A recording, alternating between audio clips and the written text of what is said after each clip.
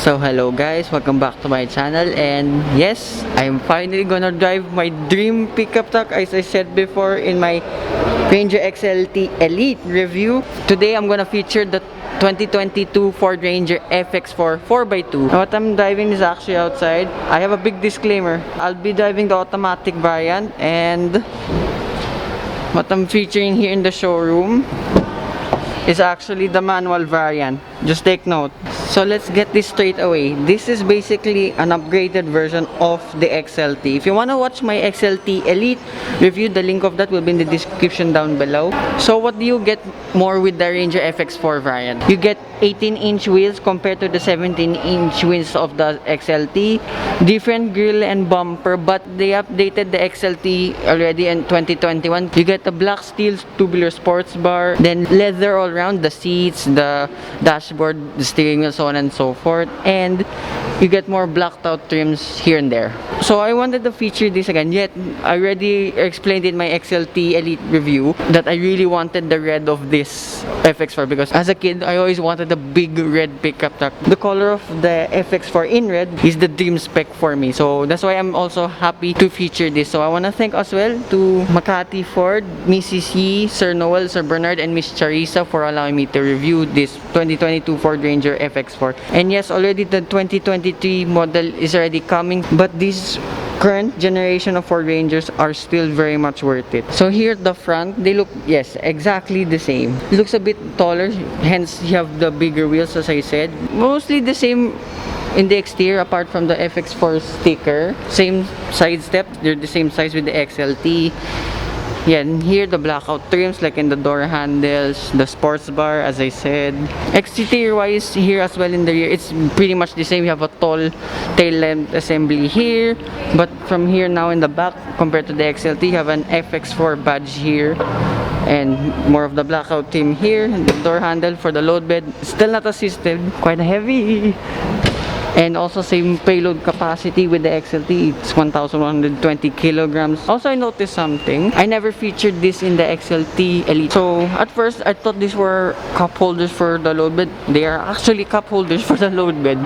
They fit my water jug just fine. In case you just want to go camping or have a picnic somewhere, you can put your water jug or cups on either side of the load bed. And same as the XLT, you have 4 tied down hooks on each corner. And this is the XLT. You have a cargo light, but this time in the FX4 you have 2 cargo lights in the sports bar, and there's a third brake light as well up there. Despite having bigger wheels, the ground clearance is the same with the XLT. It is 232 millimeters for each variant. I know I'm a bit biased with the red, but this dark gray actually looks good as well. The color is just a little bit more subtle. I won't get it in black, but this dark gray actually looks really good. So with that I'll show you the interior. So this is the interior of the Ford Ranger FX4 manual. By the way, I'll be driving the automatic, disclaimer again.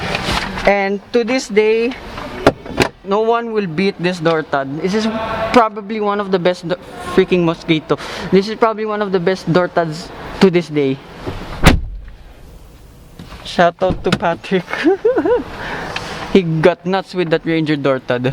Same inch infotainment system that supports Apple CarPlay, Android Auto, and the Ford Sync 3 system. Now the difference is here in the interior. As you can see, I'll remove this plastic. This leather seats is a treat. There's even red stitching and a carbon fiber trim style here for below here and above here. There's even an embossed FX4 logo here. There's to continue the red stitching and carbon fiber trim is here, but it's not fake or anything, it's still leather. But still, it's a nice touch. And the leather continues here on top of the dashboard. The leather on the dashboard may be a bit harder, but it's still nice to the touch. And there's still red stitching no matter what. And now the steering wheel also has the leather with the red stitching as well. I said in the XLT Elite review, touching that steering wheel was like touching a hand of a girl for the first time. But now touching this is like that girl became your girlfriend already. It's so nice to touch. The steering wheel same layout though with the XLT. You have your cruise control functions here on the right side, and then volume and for your radio and phone buttons here on the right side. Pretty much everything is the same here. You have your physical buttons for your air conditioning controls, the same here and there. Even the USB ports And a big cubby space, 12 volt socket as well. It is literally the same. I've noticed something as well coming from the XLT.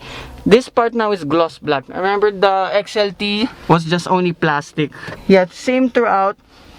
And you have your cargo light button as well here, and your adjustments for your lights. And since I'm here already, and being the manual variant, this is a 6-speed manual transmission, and the reverse is right here. This is how you engage reverse gear.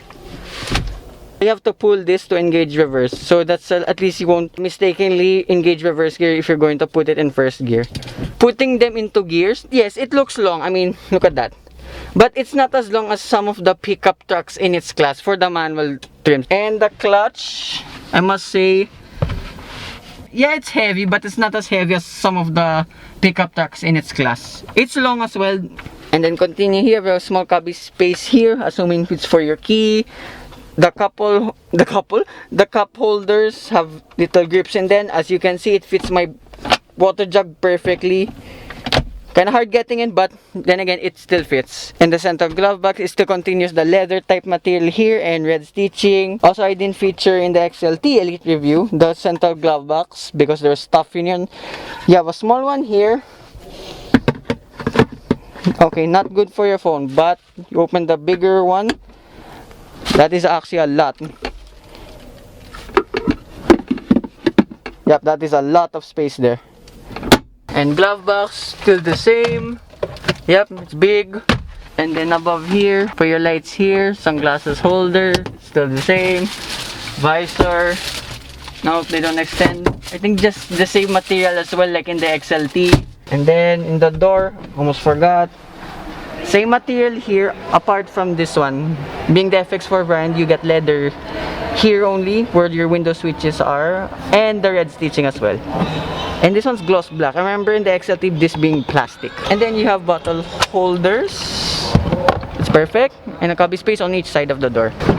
So this is the rear seats of the Ranger FX4. I will never ever get tired with this door stud. So, same space here like in the XLT. Feet room, leg room, excellent. Headroom, also excellent. I mean, just enough for me, I'm 5'4", but still excellent. It just feels a little bit more premium here sitting on the back.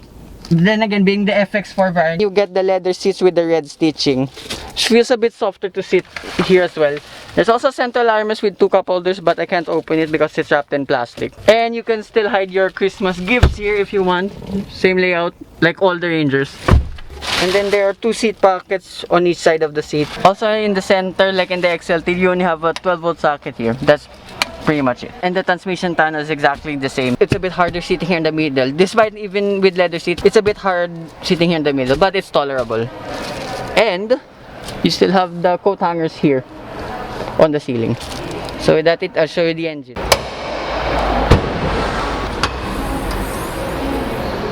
So this is the engine of the Ford Ranger FX4.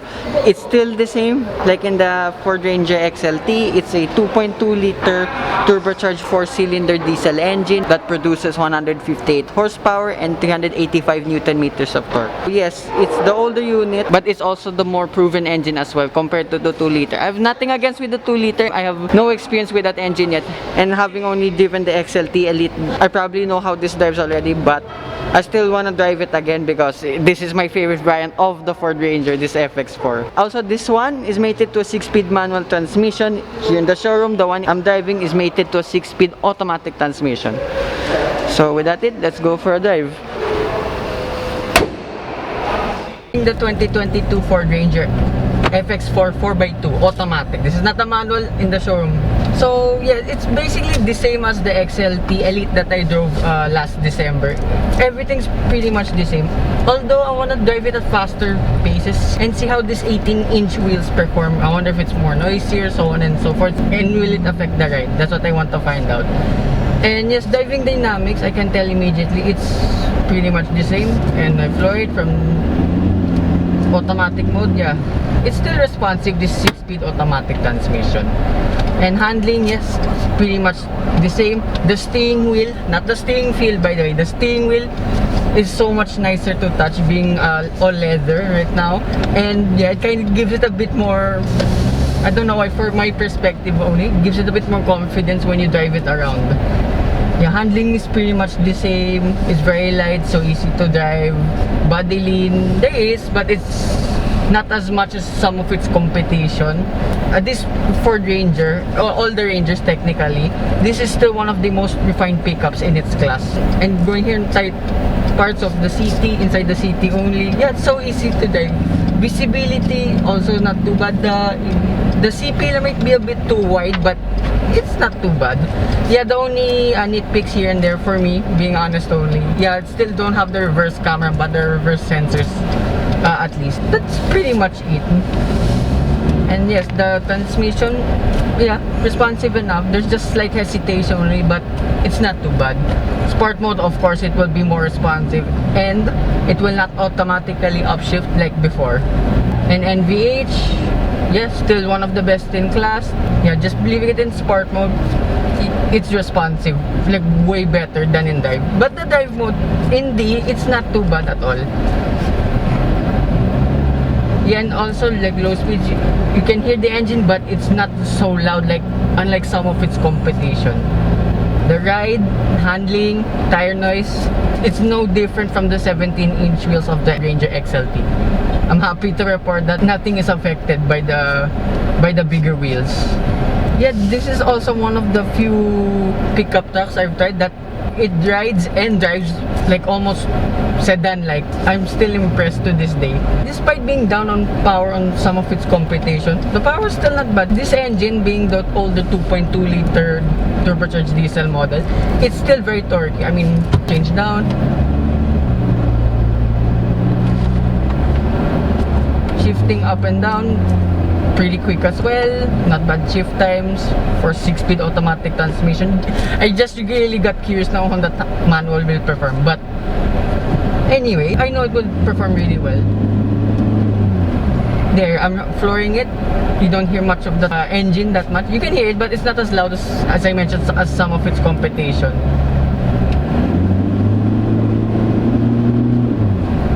Yeah, and also, as I said, despite being down on power, this engine doesn't feel like you're running out of breath, as I say, unlike some, not pickup trucks, but some cars I've tried. It doesn't feel like it's out of breath, and being a 4x2, to be honest, it feels fun to drive, and I haven't featured this in my XLT review, more of the twisty driving. Yeah, there's barely body lean at all. Unlike some of its competition, this doesn't feel so intimidating to drive despite its size.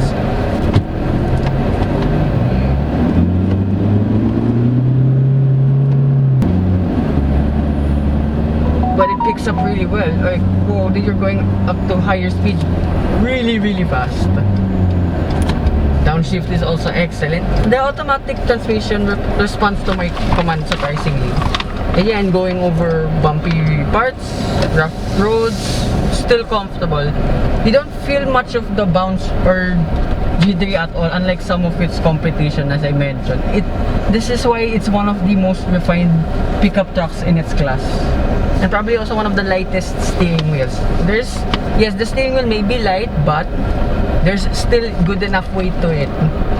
So when I take this over an XLT variant, despite the FX4 being 50,000 pesos more expensive for the 4x2 80s, by the way, yes, I would definitely take this over an XLT because of the red, and for the 50,000 pesos you get more, like the leather seats, so on and so forth, sports bar.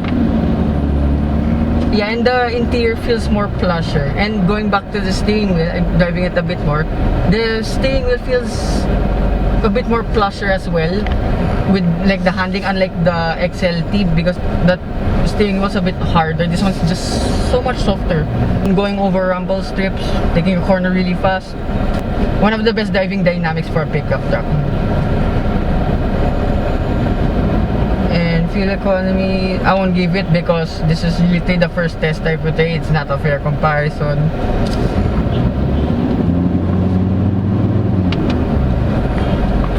Taking a corner really fast, there's no body lean at all. I'm very impressed. So that concludes my review of the Ford Ranger FX4 4x2 models. So I would like to thank BCC, Sir Noel, Sir Bernard, Makati Ford, Miss Charissa, and Sir Ace for allowing me to review the 2022 Ford Ranger FX4. So hope you guys like and subscribe, and I will see you with another Ford review coming up. Bye bye.